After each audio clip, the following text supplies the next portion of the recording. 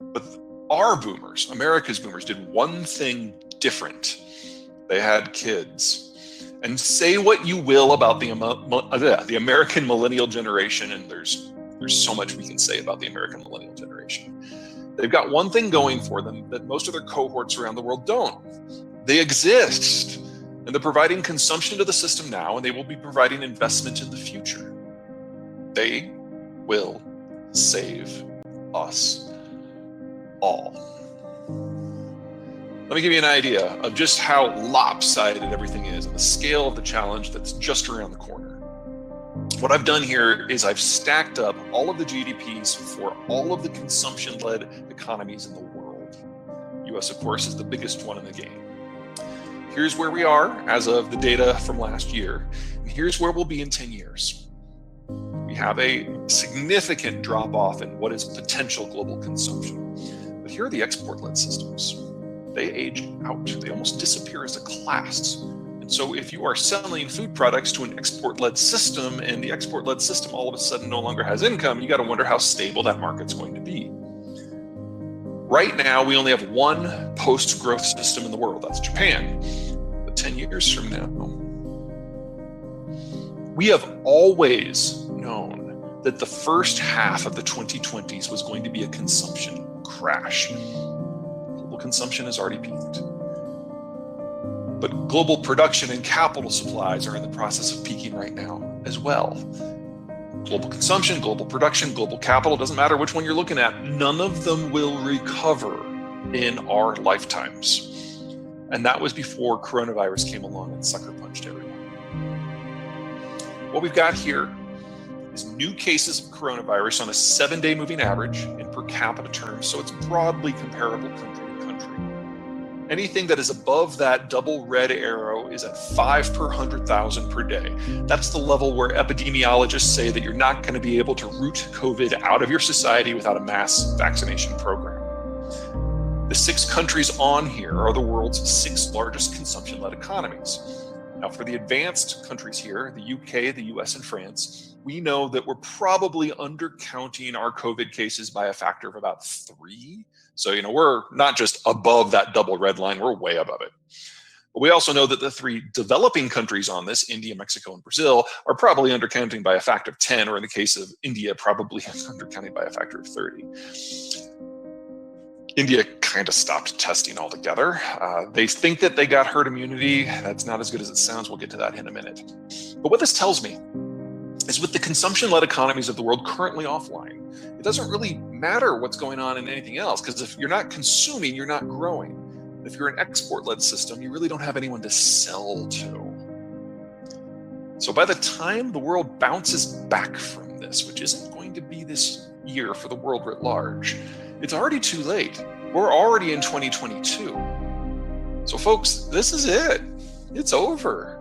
Most countries will never recover to the growth profile or the economic status that they had of January of last year. This is as good as it gets. Actually going to be quite a bit worse because coronavirus has evolved. We have a number of new variants that are coming out. The first one is out of the United Kingdom. The problem with that one is it's 50 to 70% more communicable. So I strongly suggest people stick with those masks no matter what your governor says, at least for the time being.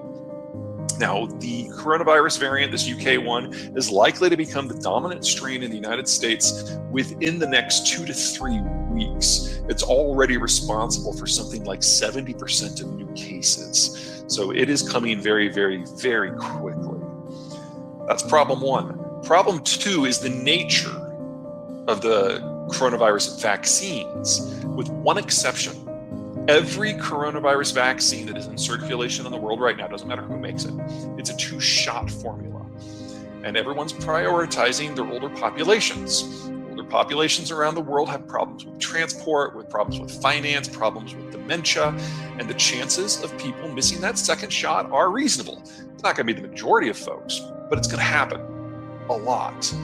And if you want to generate more mutations, you partially immunize someone. So we know that these variants we have, this is just the start. We're going to have more. Problem 3 is the South African variant. In addition to being slightly more lethal, it is cross-communicable with rodents. There are mice and rats in every city in the world. What that tells me is that coronavirus is no longer something we can get rid of. It will be with us forever, which means that we will all need to get booster shots forever. But the biggest problem I see in the short and midterm is the Brazilian variant. Now, in the Amazonian city of Manaus has a population between 2 and 3 million. It was one of the first cities to really get hit hard by the virus last year. Best guess is that by the end of our summer last year, some 3/4 of the population of the city had suffered COVID. Hospitals overflowed in stories that we've become a little inured to at this point. But then they achieved herd immunity and cases plummeted. But starting about a month ago, the hospitals started filling up again. It appears that the new Brazilian variant, at least in part, can bypass pre-existing naturally gained immunity. And that makes vaccination absolutely critical, because the immune response that your body generates from a vaccination is about 10 times as powerful as what you get from the natural gain process. So if you can get the vaccination, you're going to be safe versus this variant. But if you can't, it doesn't matter if you've had COVID before. So any country that cannot achieve mass vaccination by July is going to be facing a new wave of COVID that's at least as bad as the first. That's the entire developing world. That's all of Europe except for the United Kingdom. You add in the increased communicability, the reservoir species capabilities, and East Asia is going to have to face a new wave of this as well. And if you're a country that adopted or even achieved a herd immunity strategy, Brazil, India, Sweden, you now have to do it all over again. Now, for the United States, this is nearly in our rearview mirror. We'll talk about the vaccines here in just a second. But globally, this means we're not even halfway through the coronavirus crisis.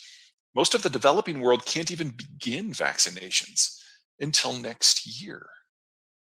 You add in the simultaneous demographic collapse of globalization, and the picture for anyone not in North America is fundamentally bleak.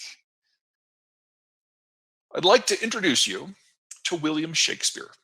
That's literally the dude's name, Willie Shakespeare. He's a British citizen. He was the second person in the UK to get the vaccine. The Brits have a way with PR. Now, there's not a lot of good news here, but there's a lot of great news. So, I'm going to take this for what it is.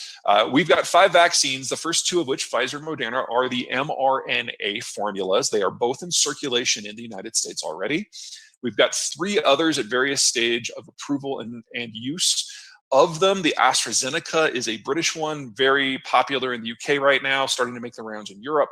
They haven't yet applied for approval in the United States. The Novavax one is likely to be the one that's most popular in Canada. They're trying to figure out manufacturing right now. It also has not applied for approval in the United States. And then the Johnson & Johnson one is a new one as of last week that has just started flowing into the United States.